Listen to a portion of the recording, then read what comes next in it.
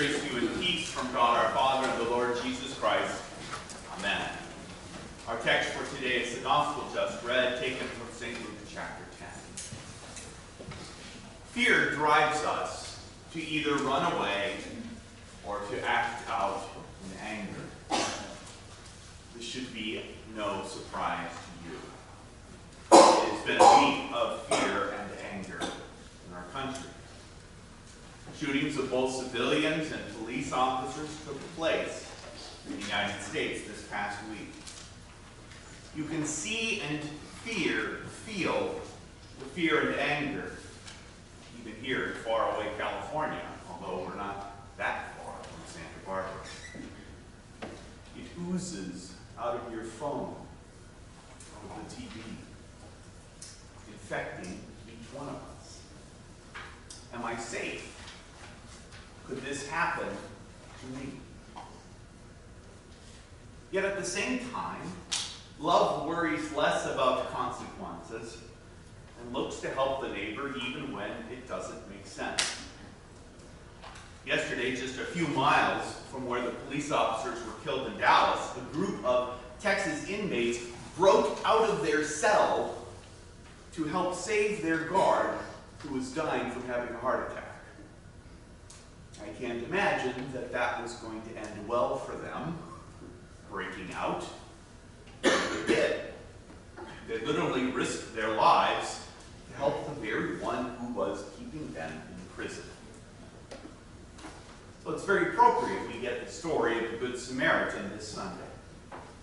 Here you have a man beset by robbers, stripped, beaten, left for dead along the side of the road. You can almost feel the fear and shame. What could be worse than that? Well, what's worse is how long it took for the poor man to receive care and mercy. Two men came along the way, and they would have no part of this man's trouble. One man wanted to make sure he got to church on time. He had responsibilities, after all. He had things he needed to do. The other, well, he wanted to stay out of court. If he were to touch the man, who might even be dead, he couldn't tell, it would end up being a legal dispute on whether he could even go to work after doing such a thing. Truth be told, of course, we are no better. How many of you have looked the other way at those in need, telling yourself you had something more important to do? How many of us have avoided that one street, that one corner, that one relative, that one friend, because, well, it would just end up being a mess, and it would complicate your life to no end? The answer, of course, is that we all have. You don't see yourself in need, or you don't see yourself in those in need around you. You certainly don't see God in them. It's inconvenient. It messes with the schedule. It would change how you look at yourself. It would certainly change how others might look at you. Who would want all of that headache? And let's face it, getting involved in people's lives rarely makes things easier for you. Then back to our story, the worst possible thing seems to happen. The Samaritan helps the Jew. The Muslim helps the Christian. The cop serves the black man, and the black man, in turn, helps out the cop. Everything is turned upside down and inside out. But need doesn't need a resume. The man who is half dead on the road didn't have the option of asking for the Samaritan's membership card. He needed help.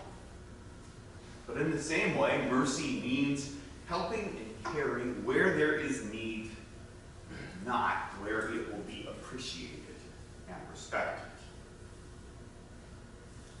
Now let's be very clear here. Jesus is talking about you and him. You have run away from God, left his holy city, are a part of a long line of people who have abandoned their Creator.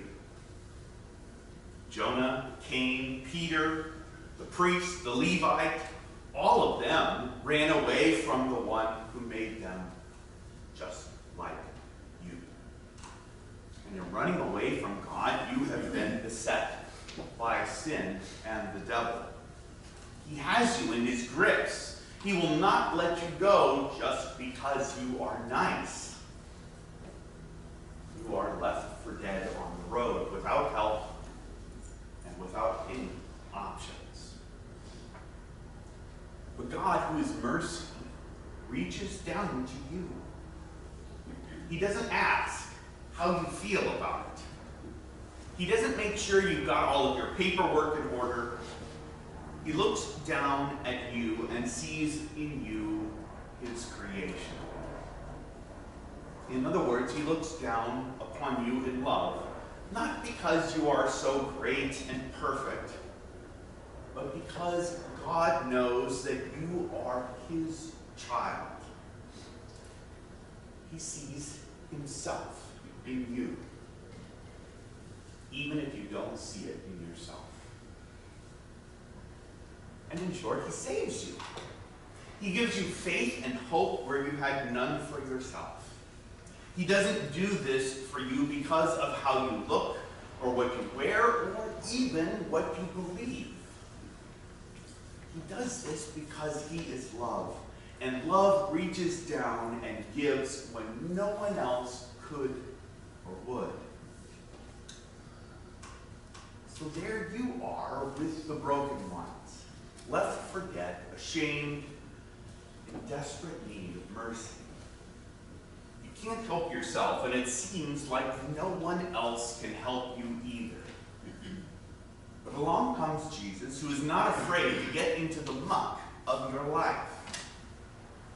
He binds up your wounds, gives you the oil of gladness in his own body and blood, sets you up in the inn of his church, and says to the innkeepers, whatever the cost, I will pay for it. This is what Jesus does for you, dearly baptized. He gives you life when you are dead. He stands by you when everyone else has abandoned you, and he gives you his own body and blood. This is what it means to be a neighbor. This is what it means to see yourself in the one who is wounded alongside you. That is the high calling he now gives to you, to sacrifice, to be a source of love and not hatred, to give love to the loveless because Christ has given himself to you. So come and receive him. Be Christ to your neighbor, whether they are black or white, police or civilian, your children, your parents, someone you love by nature, or someone you just can't stand. Christ, who has given himself to you, now calls you to follow him into the muck and become clean. Come on into the mess. The water is fine. In the name of Jesus. Amen. Now the peace of God, which passes all understanding, keep your hearts and minds in true faith to life everlasting.